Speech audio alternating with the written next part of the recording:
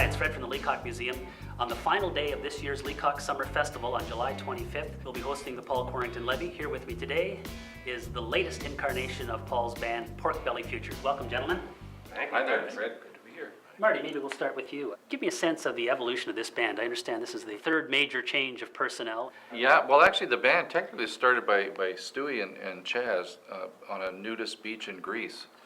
They were walking along saying that they should Really have to have more blues in our life. more blues in their life and maybe a little less classical music. So Paul and I lived next door to each other. So I saw him coming through, and he said, "Oh, I was just playing with Chaz and Stuart. You know those guys?" I said, "Yeah."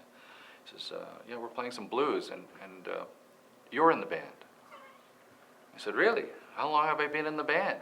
He said, "Oh, about 3 months." I said, "How am I doing?" "You're doing great.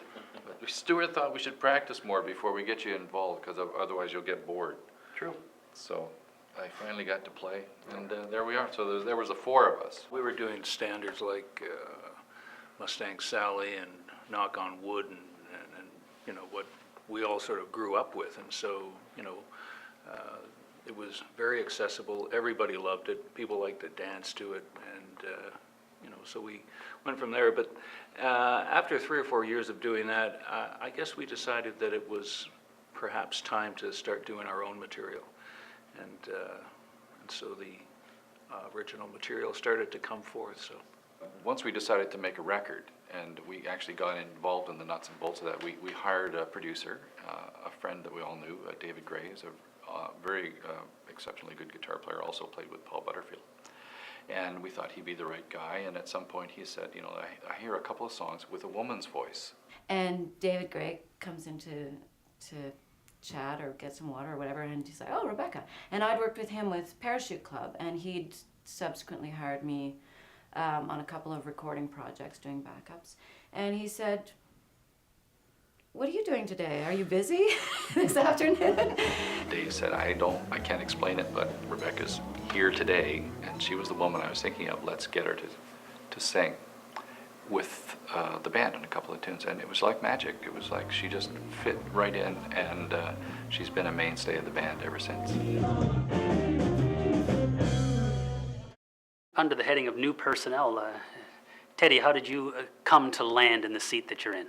Well, they might not admit it, but they brought me in so I could translate from the late, great Richard Bell. When he would say things and they would look at me and go, "What does he mean?" And I'd say, "Oh, well, just play eighth notes there." Because Richard would say something like, "What?" And they wouldn't know what he meant. But you did. So that's what I was brought in, yes. It's kind of a liaison, you know. Blues Smooth interpreter. things over. Blues interpreter, very good. Yeah. I'm from Willowdale, the home of the blues.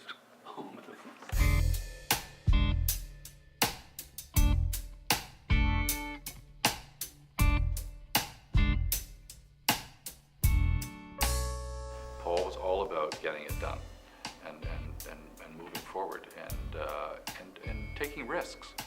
And if you haven't figured that out, then you weren't paying attention, because that's really what Paul's resolve and for us his legacy is. You know, you have to keep moving, and as Jake McDonald said, the boogeyman isn't death. The boogeyman is not being productive and not being creative.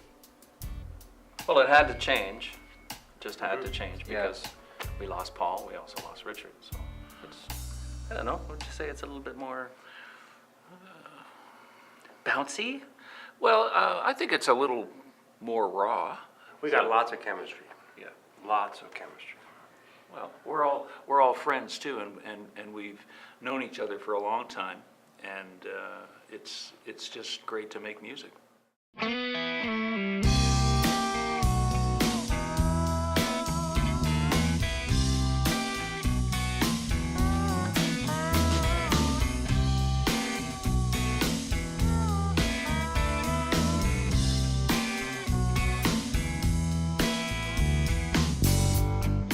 You can catch Porkbelly Futures as our featured act at the Quarrington Levee. That's at the Leacock Museum for our Leacock Summer Festival on Sunday, July 25th.